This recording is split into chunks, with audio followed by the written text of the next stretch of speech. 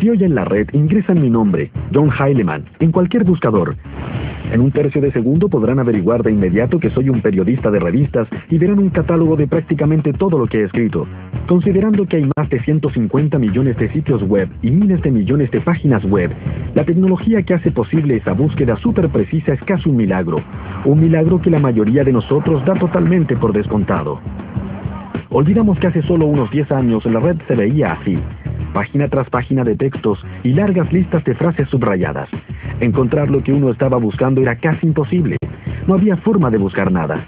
Todo lo que se podía hacer era seguir los enlaces y esperar que la suerte te llevara a algún lugar útil. Para comprender cómo hemos avanzado tanto, cómo ocurrió el milagro de la red, tenemos que volver a una época anterior a Google y conocer la historia de compañías como Yahoo y Excite que hicieron posible su existencia y se convirtieron en sus rivales más enconados, y también un pequeño lugar en California del que seguramente han oído hablar.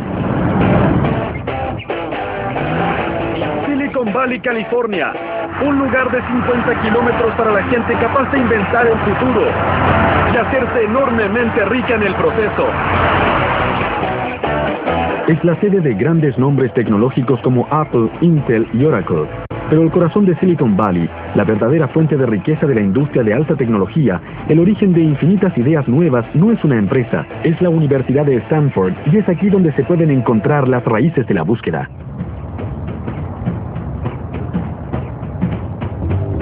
Tal vez piensen que les hablaré de algún laboratorio por aquí, con alumnos sobresalientes y un superprofesor que estaban inventando un nuevo chip mega rápido o una supercomputadora que conquistaría todo el valle en un segundo, lo que es cierto, pero eso no nos interesa. Lo que sí nos interesa es la historia de Jerry Yang y David Filo, a quienes su profesor dejó por su cuenta cuando él se tomó un año sabático. Profesor de ingeniería, en año sabático. Mientras Jerry y David buscaban qué hacer, se les ocurrió uno de los mejores negocios de los Estados Unidos y los hizo multimillonarios. Hoy su compañía se llama Yahoo y es uno de los sitios con más tráfico de la red.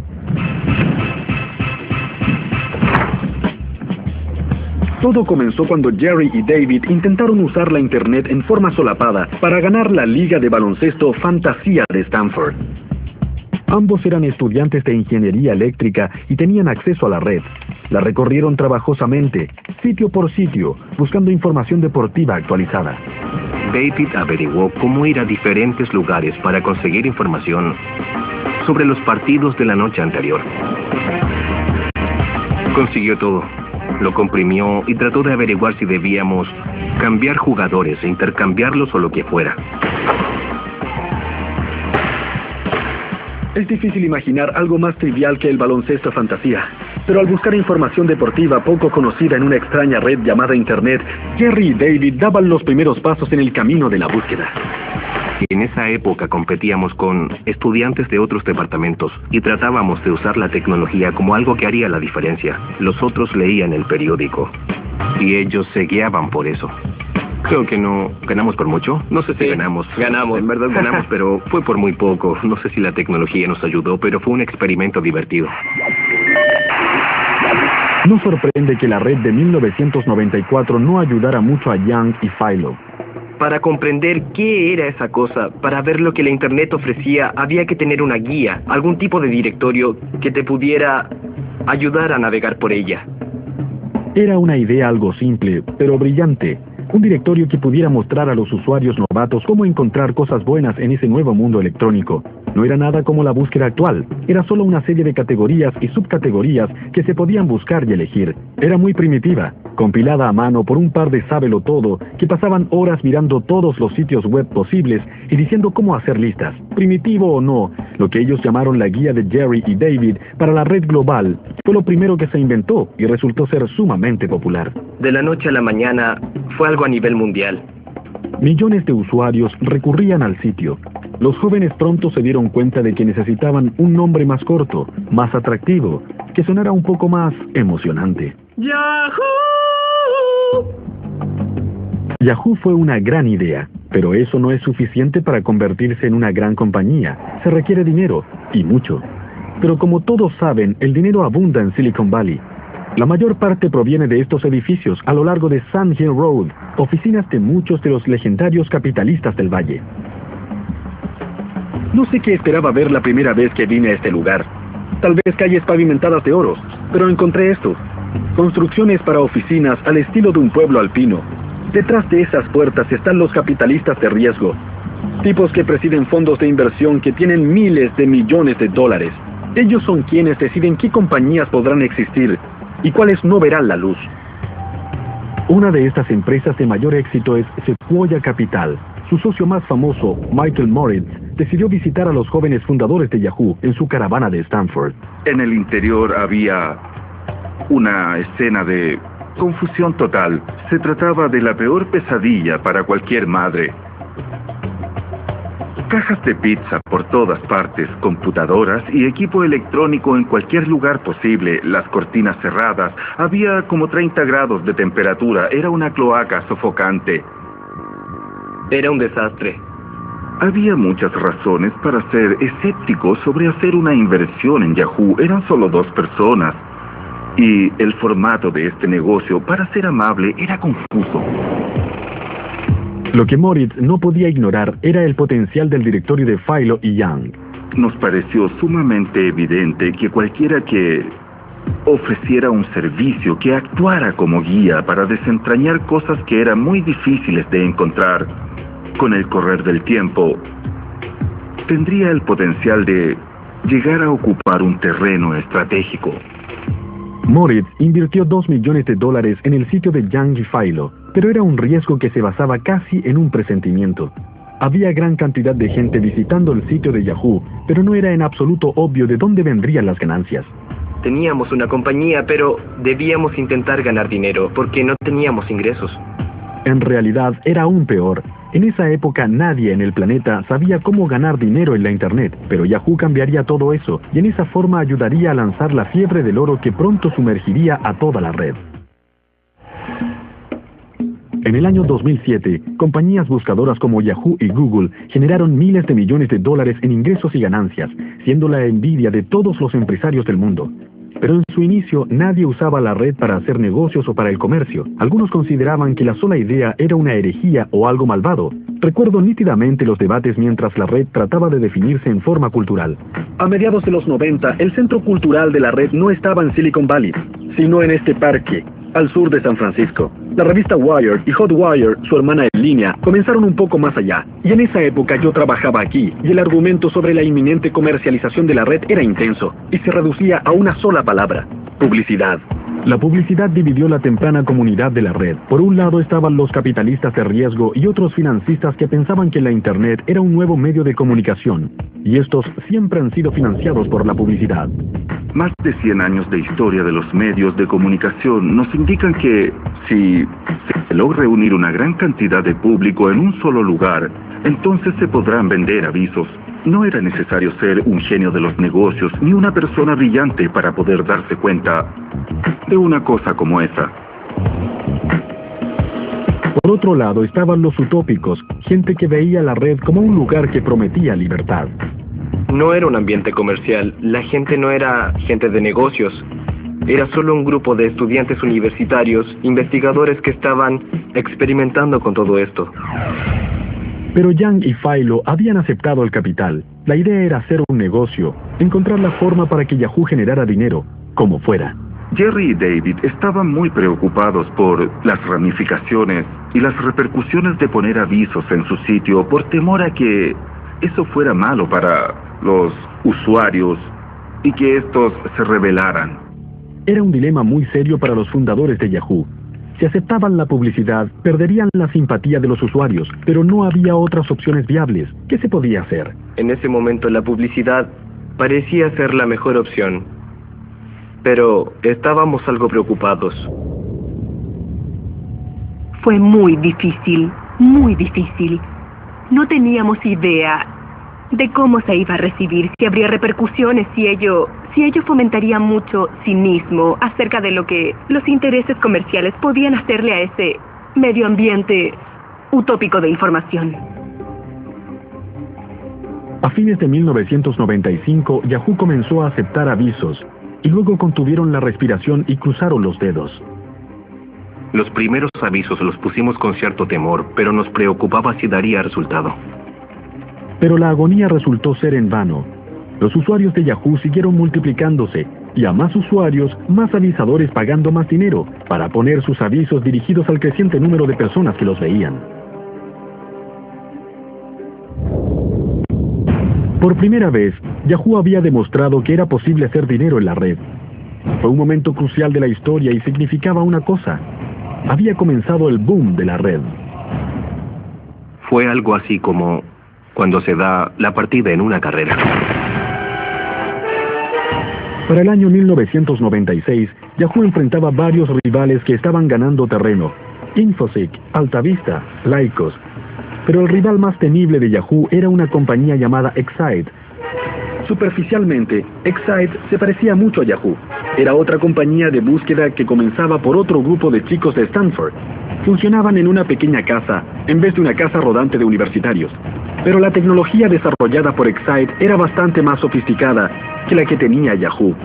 En vez de una lista de sitios, compilada y clasificada en categorías por seres humanos, Excite era puro software. Cuando se escribía la pregunta, el servicio revisaba la red buscando páginas que tuvieran la palabra ingresada. Era una versión más rudimentaria de lo que hoy consideramos una búsqueda. Cuando empezamos, éramos el número 17 en una carrera de 17 caballos. Y sabíamos que en un año más seríamos número 1 o 2 o que estaríamos muertos. La avaricia dominó todo. La ambición, el entusiasmo eran evidentes. En 1997, la Internet estallaba, mientras millones de personas se ponían en línea para ver de qué se trataba todo esto. Compañías como Yahoo y Excite estaban muy ocupadas convirtiéndose en lo que se conoció como portales, lugares llenos de diversión, correo electrónicos y salas de chat. Eran carnavales en línea, llenos de tentaciones, baratijas y burbujas, diseñadas para convertir a los usuarios en una audiencia cautiva. Hizo que todos se dedicaran a la innovación extrema, a la competencia extrema, y terminó siendo una forma de vida muy intensa e insostenible. Era un golpe tras otro. Nosotros lanzábamos la personalización y Yahoo también lo hacía. Yahoo lanzaba el correo electrónico y nosotros también. Uso Yahoo para escribir un libro sobre chasquear los dedos. Los primeros años fueron un tanto confusos. ¡Ya! Nadie sabía la dimensión que alcanzaría. ¡Muy bien!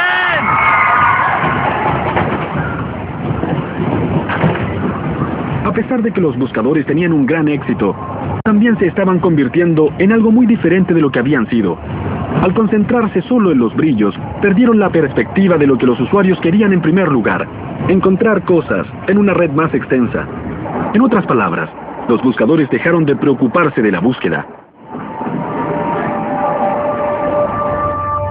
Silicon Valley, las calles de San Francisco y la zona de la bahía estaban llenos de jóvenes ambiciosos, buscando posibilidades en la red, enfrentando los problemas relativos a la red. ¿Cierto? No. En realidad, la mejor oportunidad estaba allá afuera, mirando a los buscadores directo a la cara, pero su propio éxito no les permitía verla. Para decirlo francamente, el problema era que cuando se trataba de buscar información importante en la red, Yahoo, Excite y el resto de las llamadas compañías buscadoras en verdad eran pésimas. Podías pasar todo el día ingresando diferentes combinaciones de palabras para encontrar lo que buscabas sin tener éxito. La mayoría de los resultados que conseguías eran enlaces a sitios que trataban de vender algo que no querías o que a menudo era basura. En resumen, el mundo estaba ávido de una forma de buscar en la red.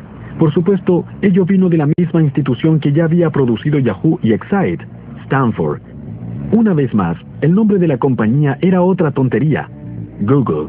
Un derivado de la palabra Google, un término matemático de 10 elevado a la centésima potencia, y una vez más, los fundadores eran un par de sábelotodo escasamente socializados, Larry Page y Sergey Brin.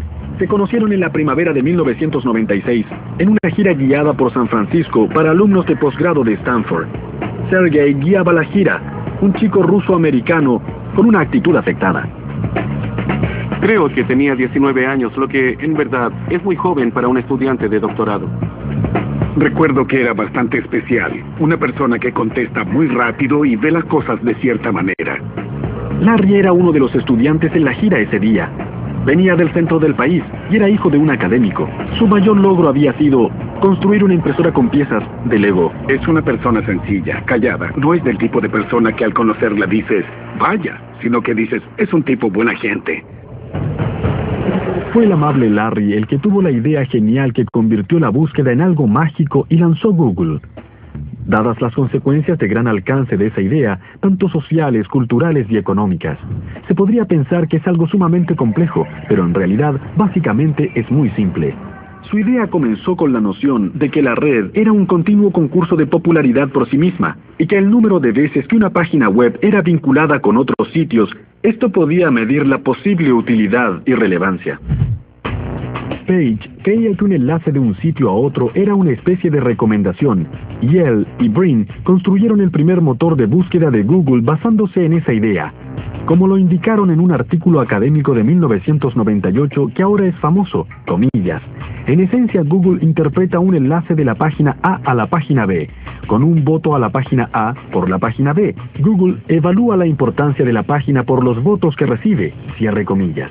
En otras palabras, cuando un sitio, por ejemplo, de Abraham Lincoln, ha sido enlazado 15 millones de veces, eso significa que muchísima gente lo ha encontrado útil.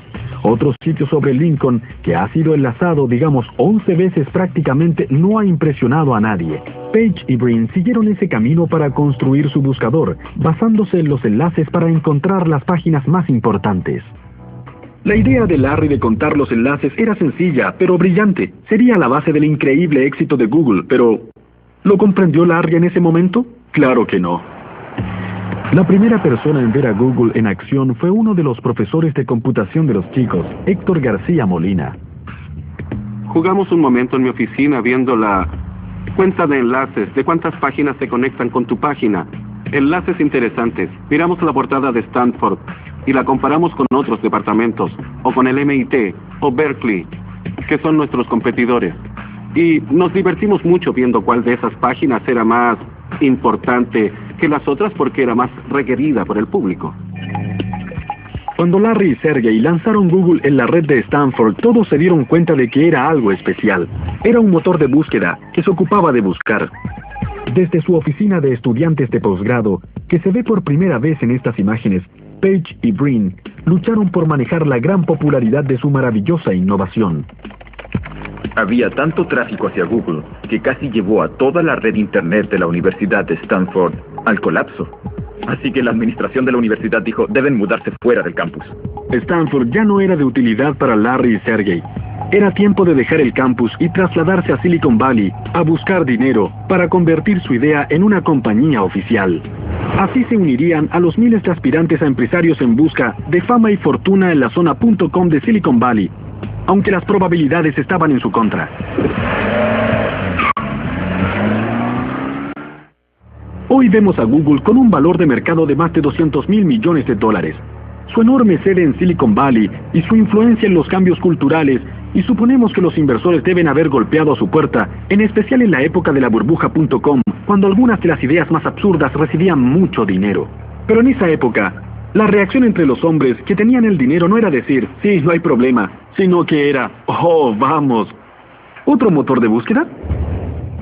Una de las pocas voces que disentían en este coro de dudas era la de Vinod Khosla, un capitalista de riesgo de gran éxito, gurú tecnológico y uno de los cofundadores de Sun Microsystems.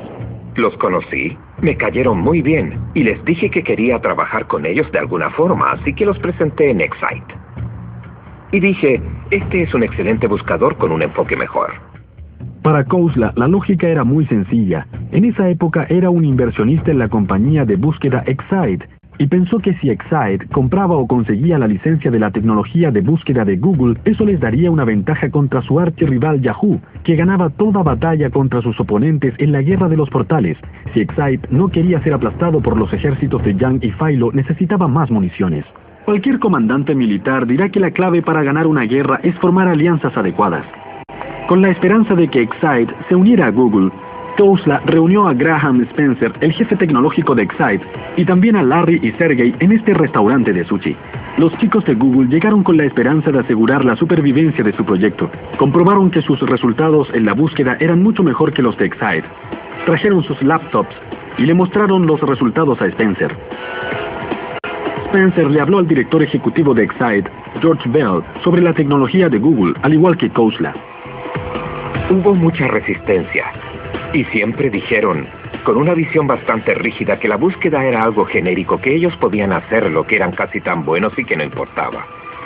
Y no era un problema de precio, porque entonces Google era muy barato. Podían haberlo comprado por algo así como $1 millón. Hoy vale $100.000 millones. Un momento, rebobinemos. Excite pudo haber comprado Google por $1 millón. Eso es una miseria aquí en Silicon Valley. La compañía había rechazado lo que para ellos habría sido el negocio del siglo. A largo plazo, lo es. Alzo mi mano y digo, soy necio. Pero la gente no creía que se podía hacer dinero con la búsqueda. Tal vez creía que se podía ganar algo de dinero, pero nadie pensaba que era un dineral. Pero para ser honesto, es un dineral. Lo es. Pero no fue solo Excite el que no logró darse cuenta del potencial de Google. Todas las compañías de búsqueda de Silicon Valley lo rechazaron. Cada vez más frustrados, Larry y Sergey hablaron con uno de sus profesores de Stanford, que también era un empresario ocasional, un hombre llamado David Cheriton. Creo que querían una suma bastante modesta de dinero, algo así como $1 millón, y yo había ganado algo de dinero con una compañía nueva que luego compró Cisco, y además trabajaba con Andy Bechtolsheim, un inversionista de Silicon Valley bastante conocido. David me llamó y me dijo que en verdad tenía que conocer a esos chicos de Google, y yo fui a su casa. Era una hermosa mañana soleada de verano. Larry y Sergey estaban desesperados. Si David Cheriton y Andy Bechtolsheim no veían el potencial de Google, probablemente era hora de que los chicos regresaran a sus estudios. Larry fue el primero en llegar, luego llegó Sergey y al final apareció Andy en su auto Porsche. Cuando llegué a casa de David, Larry y Sergey ya estaban ahí y comenzaron de inmediato a hacerme una demostración. Conocimos a ese hombre, le dio una mirada rápida a nuestro motor de búsqueda y conversamos un poco. Le hicieron una demostración de Google, de cómo iniciar una búsqueda, de la sección voy a tener suerte y toda esa clase de cosas. De inmediato me pareció que era evidente que era una muy buena idea.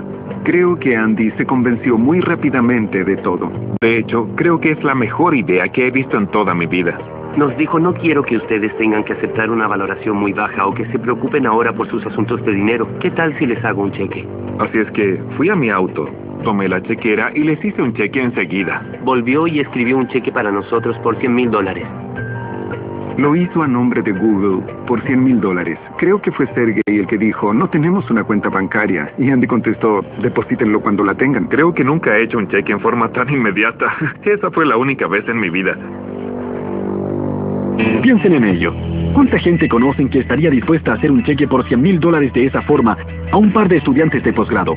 Incluso para Andy Bechtolsheim, que disponía de muchos millones de dólares. Todo el asunto parecía bastante loco, pero así funciona todo en Silicon Valley. Por eso les decían ángeles a los primeros inversores, porque se dedicaban a hacer pequeños milagros. Andy realmente depositó mucha confianza en ellos. Confió en que no se fueran a México con el dinero, pero recuerdo que se fueron con un nivel bastante alto de entusiasmo, dando la impresión de que lo harían. A la inversión de Bechtolsheim le siguieron cheques de otros ángeles que totalizaron $1 millón. $1 millón debió parecerles mucho dinero a dos estudiantes que subsistían de comida rápida. Pero muy pronto Larry y Sergey se darían cuenta de que $1 millón no era nada para Silicon Valley. Este hombre de figura delgada como Clark Kent es John Doerr. Es posiblemente el capitalista más famoso y de mayor éxito de Silicon Valley, y ha financiado a Sun, Compaq, Netscape y Amazon.com. Es oficialmente el hombre con el toque de Midas, de modo que seguramente era inevitable que Page y Brin terminaran frente a su puerta. Estaban totalmente convencidos de que la búsqueda era muy importante y que iba a crecer tanto, que enseguida les pregunté qué tan grande. Y Larry Page, totalmente serio, me dijo, bueno, 10,000 millones en ingresos. Realmente me caí de la silla. Estaba seguro de que eran empresarios de gran ambición con una visión poderosa. Habían unas cosas que a John Doerr le importaban más que las ambiciones desmesuradas.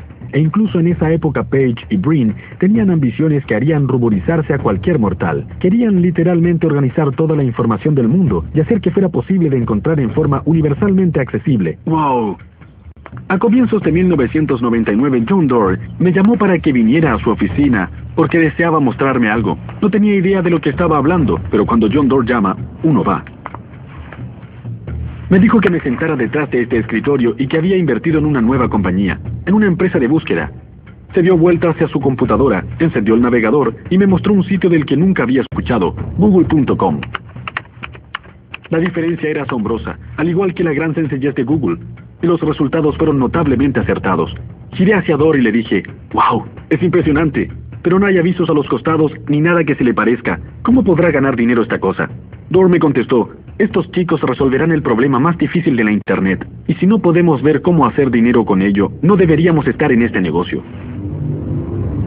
Pero ingeniárselas para ver cómo convertir a Google en una empresa rentable no fue nada fácil. Y mientras los días se convertían en meses sin un modelo de negocio definido, los capitalistas estaban cada vez más intranquilos. Nadie contaba con medios para mantenerse asociado a Google. No había dinero cambiando de manos. Y los fundadores tenían que contratar gente, tenían que pagarle a esa gente, debían comprar equipos para poder suministrar el servicio y todo eso requería dinero. Todos los meses cerca de $500,000 salía por la puerta de Google. Lo que quería decir que los $25 millones en el banco no iban a durar mucho.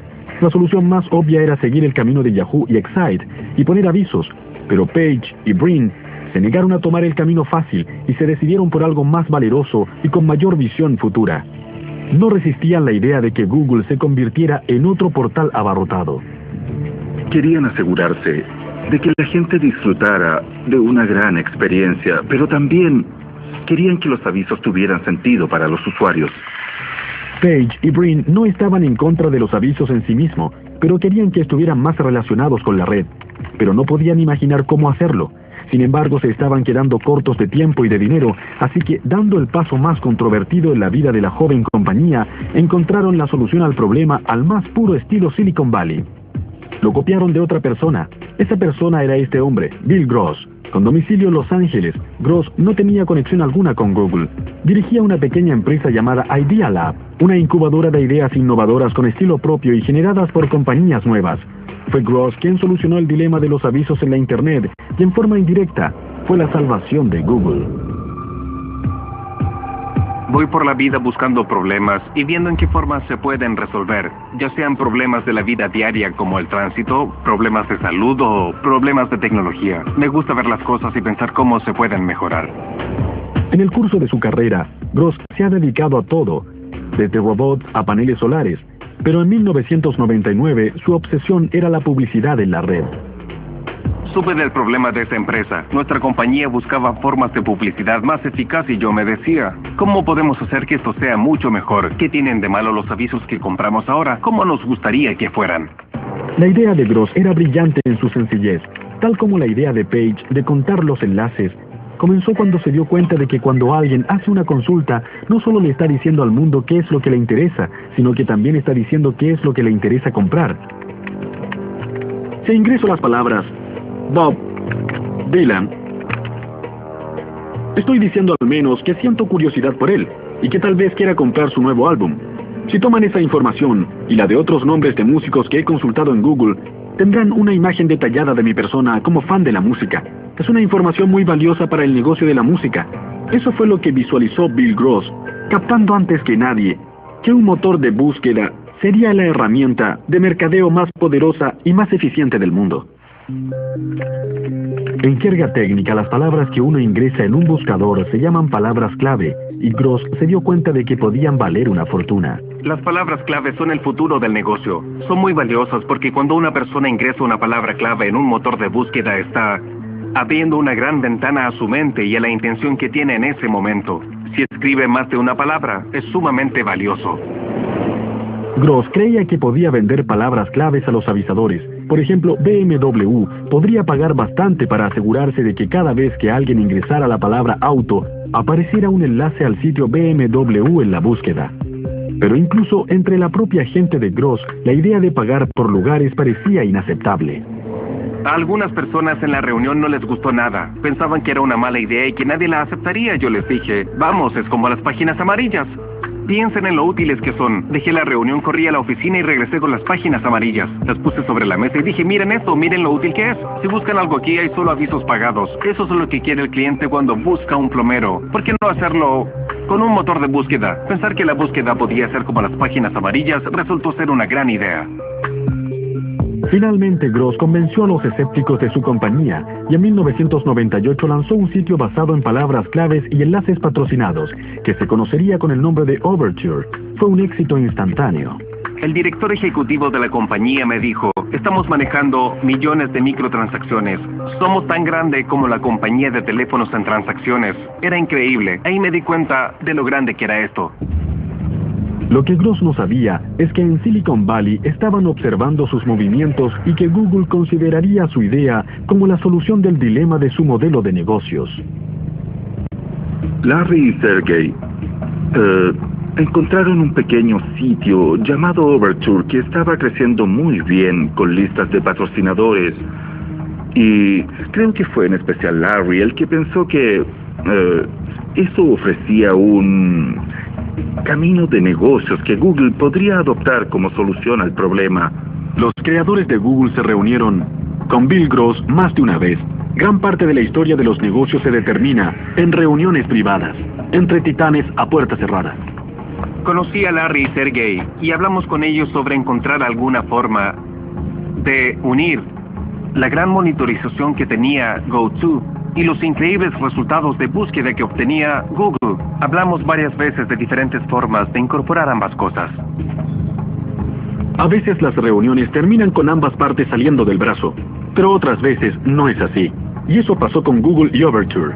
Lo que ocurrió exactamente sigue siendo un misterio, pero tenemos una idea muy clara. Primero, Larry y Sergey dejaron las reuniones sin llegar a ningún acuerdo, y un poco más tarde, Google lanzó un servicio llamado AdWords que era sumamente parecido a Overture. ¿Les parece sospechoso? Claro que sí. Gross demandó a Google por ese parecido y la apropiación que sugería, pero finalmente ambas partes llegaron a un acuerdo fuera de los tribunales.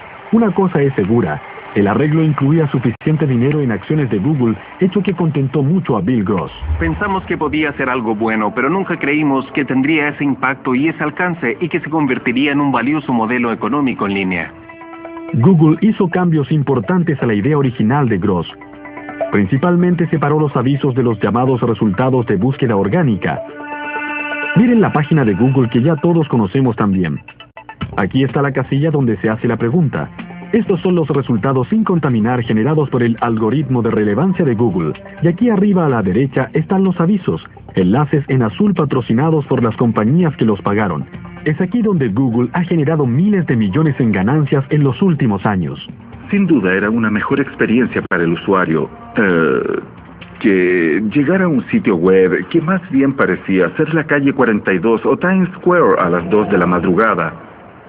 Pensaron que también sería mejor para los avisadores porque significaría más negocios para ellos. Esa fue una visión maravillosamente astuta, increíble y sorprendente a comienzos del año 2000. Lo que Google hizo no fue solo diseñar un camino para su propio éxito comercial. Estableció las bases para el despegue astronómico de la publicidad en la Internet.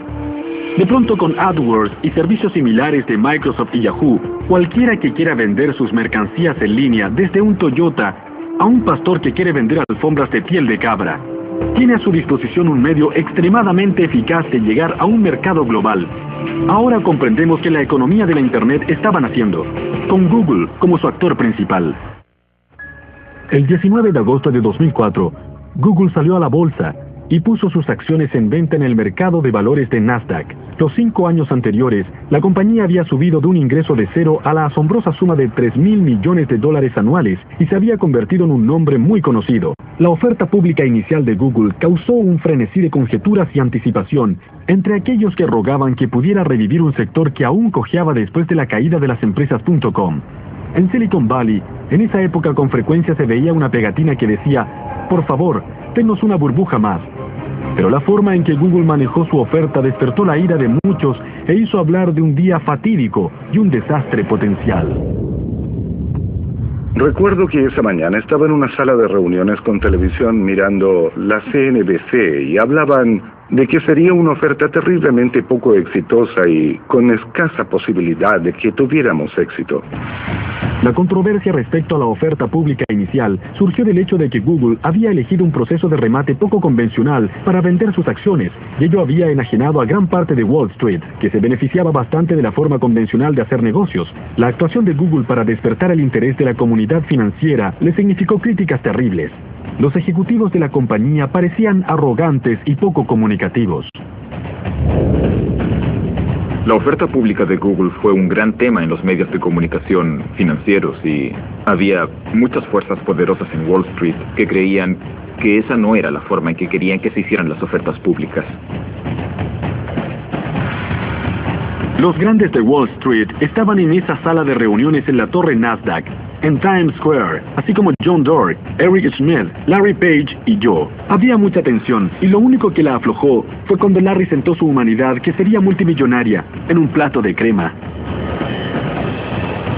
Era surrealista. Había una enorme pared de píxeles y gráficos y se podía sentir que toda la economía del mundo se deslizaba frente a tus ojos.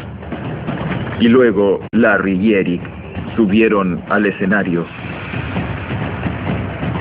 Había una gran expectación respecto a la apertura del mercado.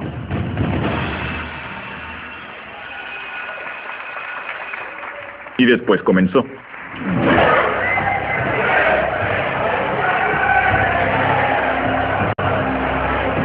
Entonces a mediodía comenzó todo y la primera transacción fue a $100, 15 más que el precio del día anterior y no bajó de eso. Al final, a pesar de todo lo que se dijo, la oferta pública inicial de Google fue un éxito de acuerdo a la medición que más importa. Cualquiera que haya comprado acciones ese día y todavía tiene la suerte de conservarlas, ha ganado un montón de dinero. 3 años después de la oferta pública, Google está mejor valorada que FedEx, McDonald's, Coke, Intel, IBM o Walmart. Acciones que se transaban a $100 llegaron a casi 700. Actualmente Brin y Page están considerados entre las 30 personas más ricas del mundo. El crecimiento de Google ha sido el más rápido de la historia. A pesar de llegar de inmediato a Fortune 500, los fundadores de Google siempre se han esforzado por asegurar de que su compañía no sea percibida como otro matón voraz, como digamos Microsoft en su era dorada. Su ostensible eslogan corporativo altruista es: no hay que ser malvado. Su sede es un regreso a la era.com, con comida gratis, cojines para sentarse y scooters. Pero a pesar de todas las pequeñeces para sentirse bien, Google sigue siendo una máquina capitalista que continúa prosperando gracias a la unión de la búsqueda y la publicidad que la compañía ha perfeccionado. Hasta que la publicidad en línea no fue realmente eficaz, no había forma de pagar a los programadores que estaban haciendo el software. Eran subsidiados. Por ejemplo, en Sun vendíamos sistemas o hardware y usábamos ese dinero para pagar a los programadores. Hoy, el negocio de la Internet paga a sus programadores con ganancias de la red que provienen de la publicidad. De modo que el desarrollo de la tecnología y la publicidad van de la mano. Pero Google no se dedicó a descansar y a explotar su negocio principal. No se ha dormido en sus laureles. Al contrario, sabe muy bien que quedarse quieto en el negocio de la tecnología equivale a cometer un suicidio comercial. Google ha invertido sus ganancias en infinitos experimentos y proyectos. Ha metido la mano en todos los negocios a su alcance. Tenemos Google Library, Google Books, Google Maps y Google Earth. Luego Gmail, Google Calendar, Google Spreadsheets y Google Docs. La compañía compró Blogger para publicaciones personales en la red. También compró Picasa para compartir fotos en línea. Y por supuesto YouTube, para compartir videos. Ante los ojos de muchos, todo eso equivale a un plan de dominación. De modo que no es de extrañar que la Google manía se esté convirtiendo en una creciente fobia a Google. El fenómeno de la fobia a Google es más fuerte entre los partidarios de la privacidad, que se preocupan sobre cuánta información sobre todos nosotros está guardada en las bases de datos de Google. No solo esas personas están preocupadas, incluso los mentores originales de Page y Brin están inquietos. La gente comenzará a sentir que tener demasiada información guardada sobre todo lo que han hecho, todo lo que han buscado, es un peligro real. Cada vez veremos más opiniones así. Para otros, el gigantesco dominio de Google y su expansión voraz es un llamado a las armas. Aunque Excite se acabó hace tiempo, Yahoo ha mejorado su búsqueda y sus ofertas de publicidad. Microsoft, una compañía conocida por no rendirse jamás, por llegar tarde a la fiesta, pero siempre ser la última en irse, también se ha impuesto como misión derrocar a Google. En general, si hubiera una gran oportunidad en Internet o de software, Microsoft se daría cuenta rápidamente porque tiene mucha gente muy inteligente, grandes recursos y mucha fuerza. Más importante aún, a medida que Google ha extendido su alcance a tantos rincones del comercio, su lista de enemigos fuera del negocio de la tecnología se ha hecho más larga y más imponente. Desde Viacom y News Corporation, de Rupert Murdoch a las empresas editoras y muy pronto a toda la industria de telecomunicaciones.